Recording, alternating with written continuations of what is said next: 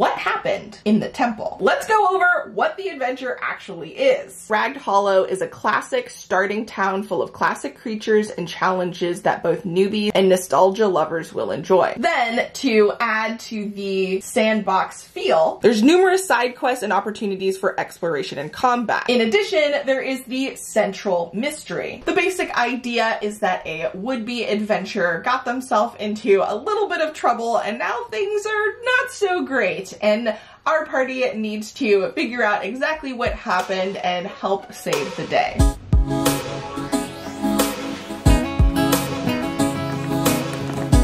I'm Tatiana Wolf, the GM Witch, and today we are going to be going over this gorgeous adventure module, fresh from Kickstarter, designed for old school essentials, but if you're anything like me, can be used as inspiration for Dungeons & Dragons 5th edition or any other tabletop role-playing game that you enjoy. This adventure is called Nightmare Over Ragged Hollow. Pretty exciting. Let's get into it. As you can see, it has this gorgeous retro style cover that actually completely comes off from the booklet, and that you can open up for its own fold out map and random encounters table. So we have like Alastor, which is the first level fighter, overwhelmed by a horde of 2 kobolds in Mount Moor. And then we have like Charles Lunk, first level living harness. His armor was overrated. Damn that scalpel wielding frog.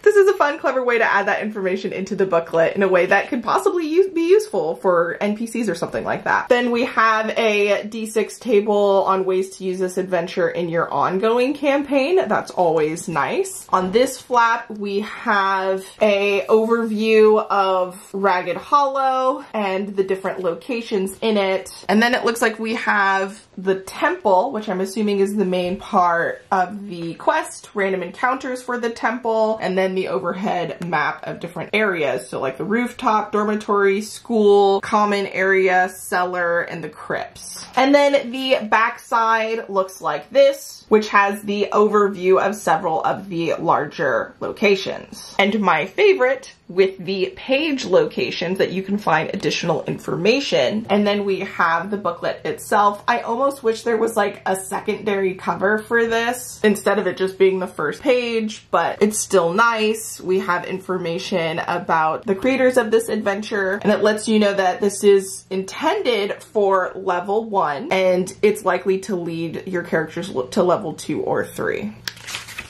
We have a welcome page, information about old school Renaissance for people who are not familiar with it. A few of those big things is decision making as the core player experience, an open dynamic environment. The DM, which they're calling the referee, is a neutral interface. Referee rulings over detailed rules. Dice as oracles. An absence of game balance to make the world more believable. And quick character creation, because in OSR games, it is very easy for your characters to die, so they don't want it to be too hard to make new ones. We've got introduction for this adventure, the danger level. So it says this isn't a fair and balanced adventure, but most creatures are either weak or alone. So they're not saying that your characters aren't going to be able to fight the things that they encounter, but it's not necessarily always going to be a fair fight for them. Your players can refuse the adventure and some tips on how to read this adventure. Then we get background on the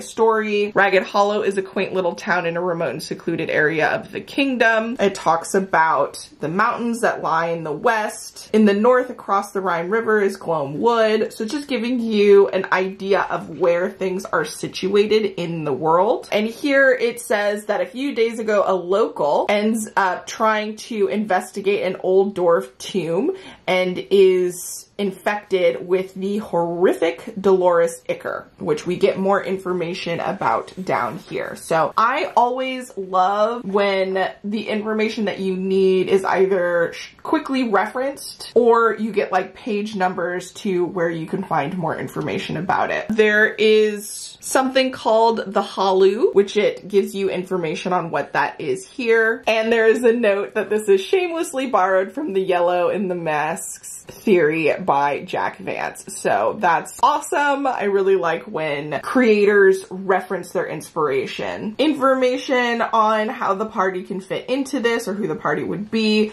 along with several hook ideas. On the next page, we have the timeline of everything broken down into sections. So the Veil's goal, the Angel's plan, 7 Days of Fright, and so on and so forth. I love that. Definitely overviews and timelines are always helpful when you're trying to understand a pre-made adventure. So this definitely makes me happy to see. We also have a tracker. So villagers trapped inside the temple, and then there's a way to mark off if they have died or not. So you can kind of keep track of that. In addition, at midnight, there's a bunch of knocks that happen from the temple to let you know. And when you get down to 0, it looks like we'll reach doomsday. So that's a fun mechanic. Jumping into starting the adventure, which then seems to have a bit of a breakdown. So you've got the Veil, you've got the crowd, what happens after a while, and what happens at midnight. So this is, I'm assuming, like the first day of the adventure. You also have a bunch of rumors that the players can encounter and some fun illustrations. Then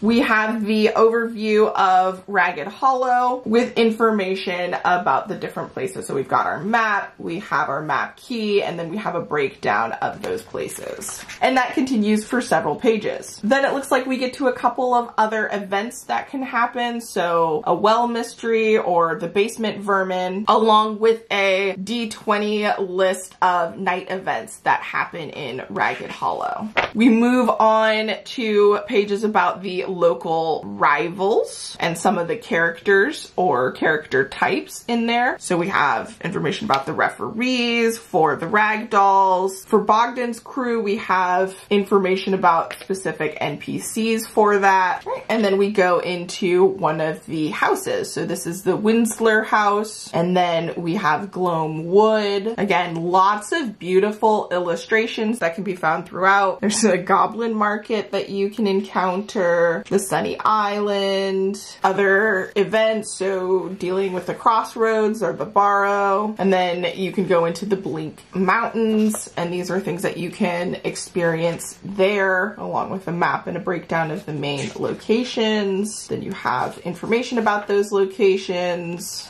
more maps, next location. So this is great for a sandbox feeling adventure where you can go into different locations and find different things to try and uncover what you're looking for. And then I'm assuming this is going to be the biggest section into the temple, since that's a big part of this adventure. And so we have some overviews of the temple, information about the priest that can be found there, notes for the GM. Then we have encounters that can be found in the temple, different monsters you can experience, and then the different sections that you would interact with or find yourself in. Illustrations for some of the encounters. There's a burning library situation, a bedroom goat head, or a bedroom with pig gore. There's just different things that you will experience.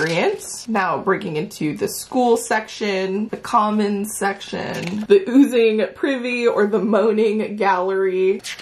Lots of fun encounters or places for you to explore and experience. There's holding cells here, a repaired wall. Then we go into the crypt section, and then information about ending the adventure before going into new magic items in the back appendix, potential retainers or replacement characters, and a character sheet. So the adventure is pretty straightforward. Everything that you need to have a sandbox type experience, along with a slightly guided experience as well, as you have a kind of countdown to keep things going and keep your players on track. And that's it. Nightmare over Ragged Hollow. Let me know if this is something that you're interested in, or if you've ever played this yourself. Would you play this with a different tabletop role-playing game like Dungeons & Dragons 5th edition, Dungeons World, or something else? Or would you stick to the intended old school essentials? I'm interested in old school essentials. I have purchased their game sets so that I can give the system a try. But me personally, I'm a big fan of using different tabletop role-playing game supplements and systems to enhance whichever game I'm playing,